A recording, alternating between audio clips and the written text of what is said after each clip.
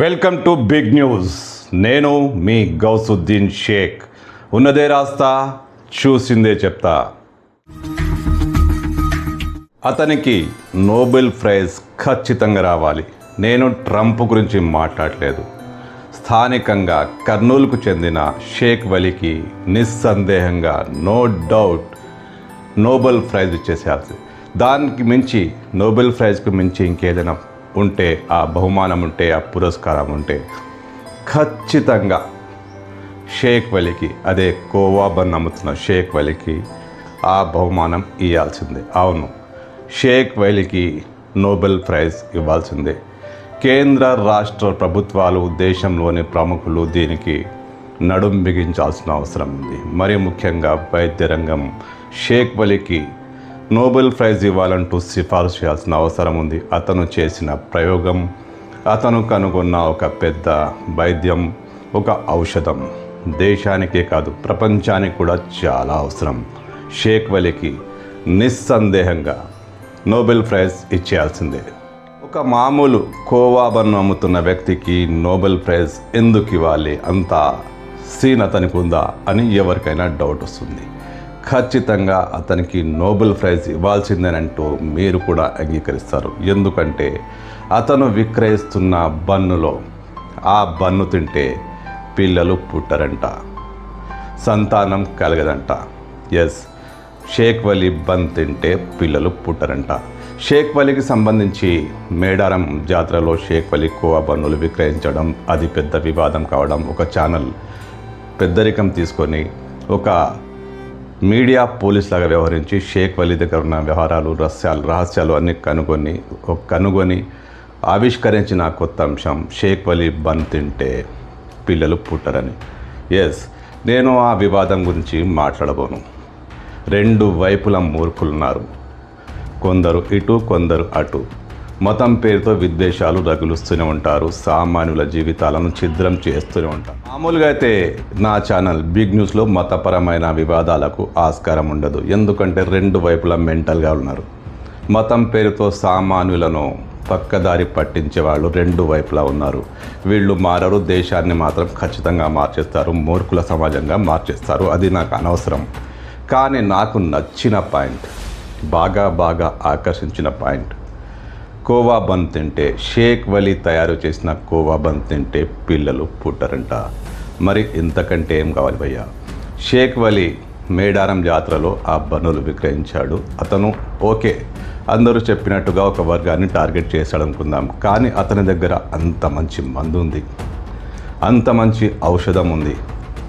ఆ పిల్లలు పుట్టకుండా ఉండడానికి ఎన్ని పాటలు పడుతున్నారు చాలామంది, రకరకాల సాధనాలు వాడుతున్నారుగా. పెద్ద ప్రభుత్వ ఆసుపత్రుల్లో వైద్యం చేయించుకుంటున్నారు, రకరకాల టెక్నిక్లు వాడుతున్నారు, అవి కూడా వాడుతున్నారు, మీకు తెలుసు కదా. ఈ జంజాటం అంతా లేకుండా, ఎలాంటి సమస్య లేకుండా, పిల్లలు వద్దనుకునే వాళ్ళు, జనాభాను నియంత్రించాలని నిజంగానే మనసా వాచా కోరుకుంటున్న వాళ్ళు ఖచ్చితంగా షేక్ వలీ వైద్యాన్ని, షేక్ వలీ కోవా బన్నును దాన్ని ప్రోత్సహించాల్సిందే. ఇంత అద్భుతమైన వైద్యాన్ని కనుక్కున్న షేక్ వలీకి ఖచ్చితంగా నోబెల్ పురస్కారం ఇవ్వాల్సిందే. మరి ఇవ్వాల్సిందే కదా. కోట్ల రూపాయల ఖర్చు పెట్టి గర్భనిరోధనానికి సాధనాలు తయారు చేస్తున్నారు, పెద్ద బడ్జెట్.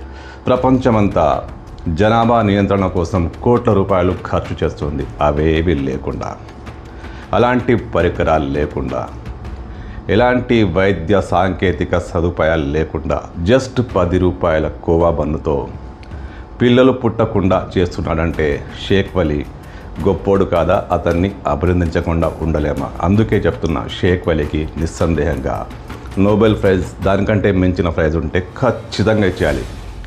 మరోవైపు అదేదో ఛానల్ ఉంది కదా, తేజస్విని, ఆ పేరు కరెక్ట్ తెలియదు, కానీ దానికి కూడా పురస్కారం ఇవ్వాల్సిందే. అవును, ఆ మందులో అంత మంచి గుణం ఉందని, అంత ప్రాముఖ్యత ఉందని గుర్తించిన ఛానల్కు ఖచ్చితంగా పురస్కారం ఇవ్వాల్సిందే.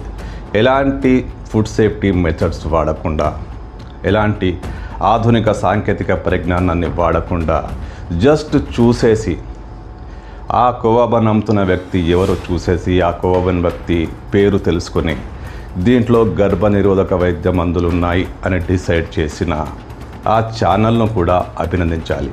కోట్ల రూపాయలు ఖర్చు పెట్టి ఫుడ్ సేఫ్టీ కోసం రకరకాల సాధనాలు కొంటుంటారు, రకరకాల పరీక్షలు చేస్తుంటారు. అవేవి వీళ్ళకి అక్కర్లేదు.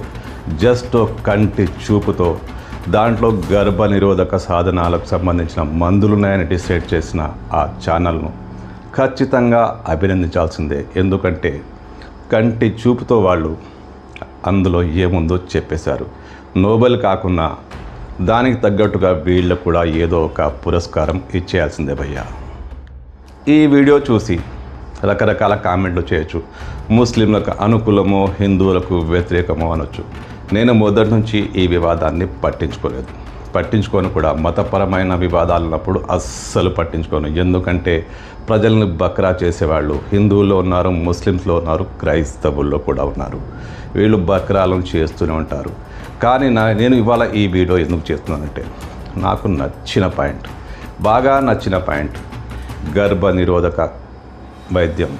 జస్ట్ 10 రూపాయల కొవ్వబను తింటే గర్భం రాదు, పిల్లలు పుట్టరు అంటే ఇంత మంచి టెక్నాలజీ షేక్ వలీ దగ్గర ఉందన్న విషయం తెలిసి ఖచ్చితంగా అతన్ని సమర్థించకుండా ఉండలేకపోతున్నాను. అతనికి నోబెల్ ప్రైజో ఇంకేదో ఇచ్చేసి అతని బన్నుకి పేటెంట్ హక్కులు ఇండియా తీసుకొని దాన్ని అభివృద్ధి చేస్తే మన దేశంలో గర్భనిరోధక సాధనాల అవసరం లేదు. అవేవో ఆ టైంలో వాడుకోవాల్సిన పరిస్థితి రాదు. కోట్ల రూపాయలు ఖర్చు పెట్టాల్సిన అవసరం లేదు. కేంద్ర రాష్ట్ర ప్రభుత్వాలకు డబ్బులు బాగా మిగులుతాయి. ఇంకో మాటలో చెప్పాలంటే ప్రపంచానికే షేక్ వలీ బన్ దిక్సూచి కాగలదు. అందుకే ఖచ్చితంగా షేక్ వలీ బన్నును ప్రోత్సహించాలి, అతనికి నోబెల్ ప్రైజ్ ఇవ్వాలి.